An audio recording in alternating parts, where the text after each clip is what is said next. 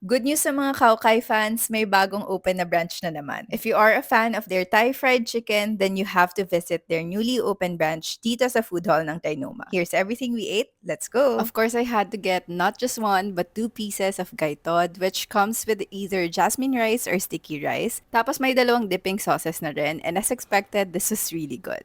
Hindi siya crispy nga, pero masarap. Pero, Medyo natagalan kasi bago ko siya nakain kaya hindi na super crispy pero grabe ang juicy inside. It's savory, aromatic, and had a nice herby taste. Thai milk tea was also good, sweet and creamy tapos malalasahan mo pa din yung tea. And I think yung bago kong favorite is the seafood grapao. Served on a sizzling plate with a crispy fried egg on top. So this one has squid and shrimp and I love na meron na rin siyang kasamang greens. Medyo nagulat lang talaga ako sa tamis ng sauce at first bite pero better with rice naman siya. So I suggest kung i-order mo to, ihalo mo na yung sauce sa rice. So may pagka-saucy talaga siya and it's sweet, savory, garlicky, and may